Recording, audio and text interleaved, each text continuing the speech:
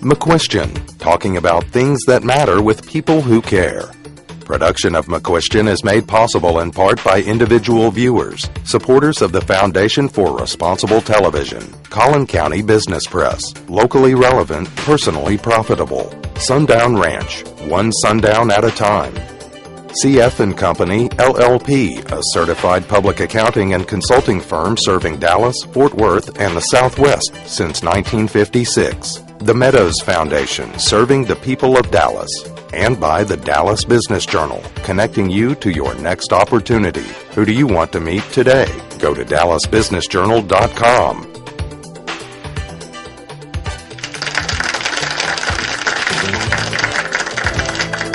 You know, since we began this program 20 years ago, we probably produced more health-related programs than on any other topic, and why not? It constitutes about 17% of the economy. On this program, we'll look back at some of the clips from those programs to review the changes we've seen and the big one we're involved in right now. Arguably, health care is the most personal issue to each of us, and yet we can't really talk about health care without getting involved in public policy debates.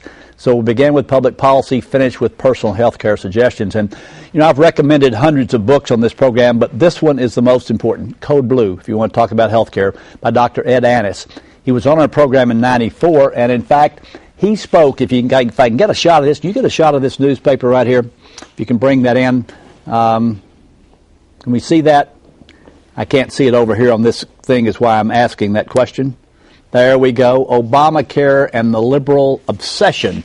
Let me just hold it out about like this. If you can get it, look right here. This is John F. Kennedy standing in Madison Square Garden making a speech in the spring of 1962, okay? That's what that's at. That was in the Wall Street Journal, December 17th, 2009, about a week ago.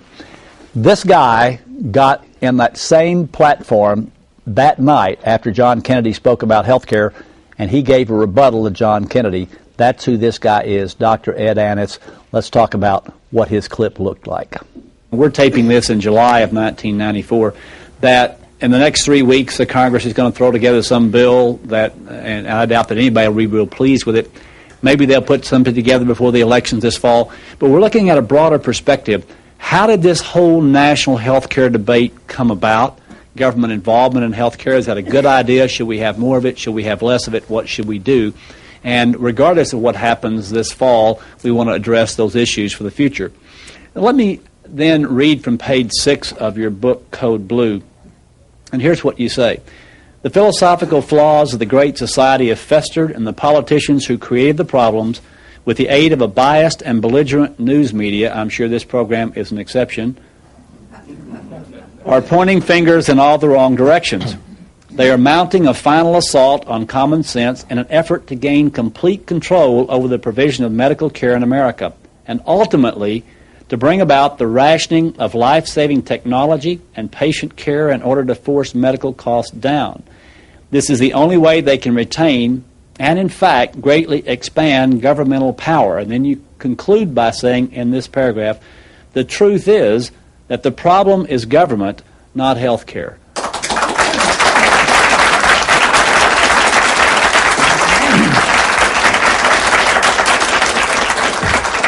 Give us a little bit of historical perspective about where you think this issue came from, how we got to where we are today with government involvement in health care, and whether you think that's a good idea or not. Then came the big drive a few years later in the early 60s for King-Anderson.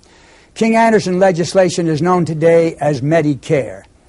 My introduction, along with many other doctors, was in our opposition to what became known as Medicare. But our opposition was based very similar to the basic philosophy that I enunciated. And that is that people able to provide for themselves should do so. They shouldn't be provided by government regulations through taxes.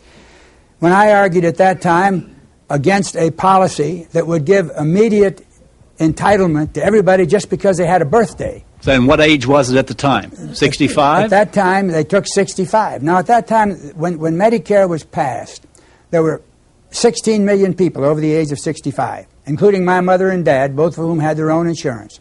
I remember the day when my mother called all upset because she'd been notified from the insurance company they were canceling their insurance as of the end of June. He said to the insurance man, what do we do? Where can we get it? He said, you can't. You have to take Medicare or you won't have insurance. Mind you, they were among the 7.7 million of the 16 million who were paying for their own insurance.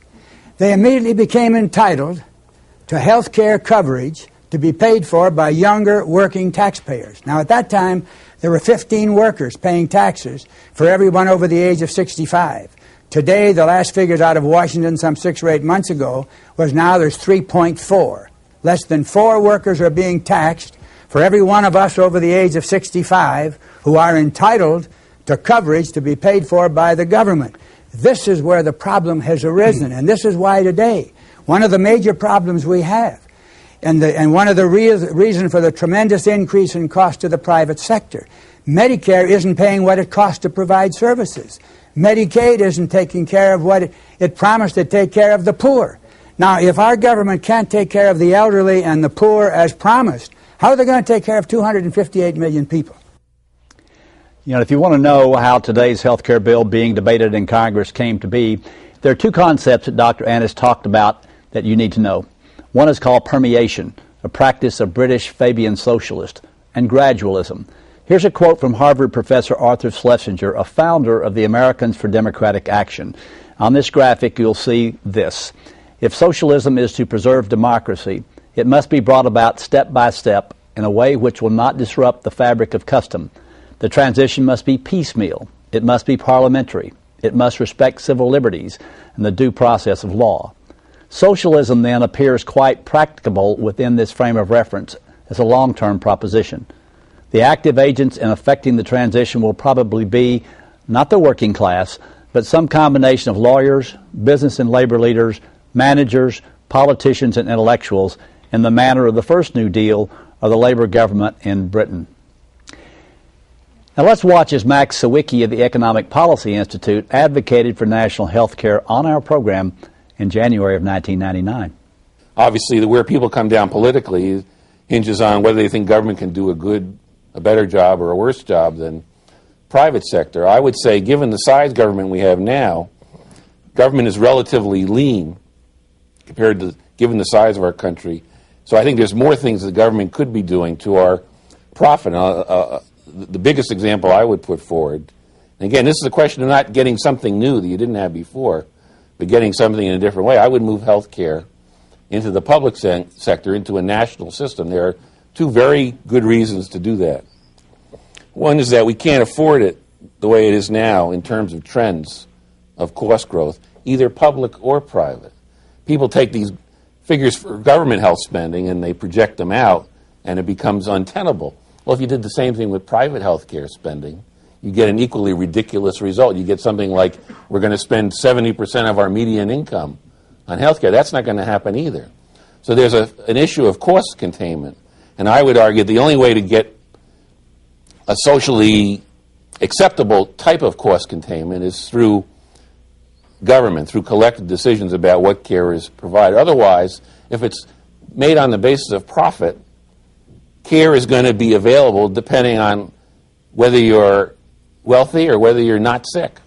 And basically, the failure to be either wealthy or healthy is going to mean in a privatized market where everybody is priced according to what they're going to cost, it's going to mean the denial of care. And I think socially, that's unacceptable. And that's why I think for the fiscal reason as well as the humanitarian reason, we're going to come to that kind of transformation of healthcare and the government, which means a bigger government because it's doing things that are not done well as things. Right. You know, while that was Steve Moore of the Wall Street Journal sitting next to Max, the economist who has been on our program more times than any other individual is the president of the National Center for Policy Analysis, John Goodman. He's known as the father of health savings accounts. John couldn't be with us today, so we asked him to give us his short synopsis of what the last 20 years have been like in healthcare. Let's hear what John has to say. Well, unfortunately, our healthcare system is a bureaucratic, dysfunctional healthcare system in which we all face very perverse incentives. All of us as patients, all the doctors, the nurses, the hospitals.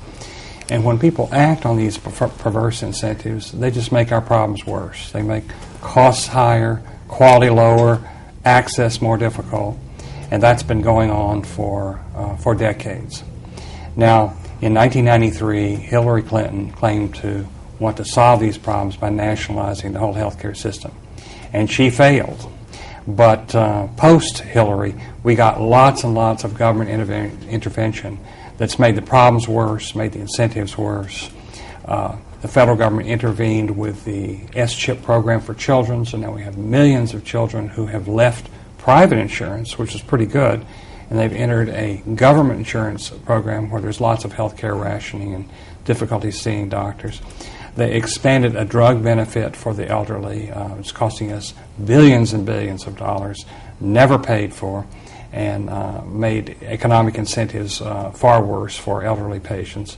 They've intervened in all of the health insurance markets and made it increasingly easy for people to wait to get health insurance until after they get sick.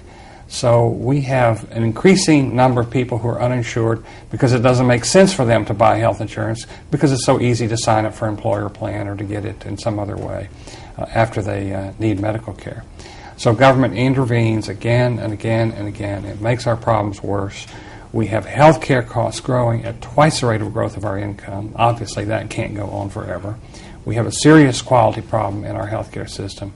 And access to care is getting worse and worse for lots of people.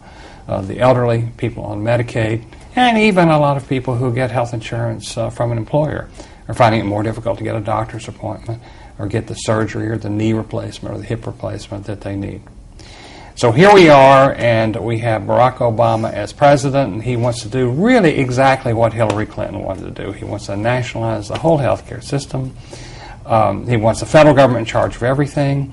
And just like Hillary 15 years ago, we're not going to solve any problems. Costs are going to be higher if he gets what he wants. Quality will probably be lower. And access to care will certainly be more difficult under Obamacare. So sorry to bring you such depressing news today, but our problems aren't going to get solved. They're going to get worse. Well, let's look at graphic number 2, and that sort of takes a shot at government spending on Medicare and Medicaid. You can see those lines over there, and you see since 1990, nothing but going up and up and up, and that's what we do is spend more money on those things with no end in sight. Now, let's look at graphic number 3. This will show you the health care expenditures as a percentage of GDP on the right-hand side. On the left-hand side, you can see we've gone from about $500 billion to almost $2 trillion since the time we started this program. So that's the bad news, and that's the way you can look at it graphically, so to speak. Now, as you might imagine,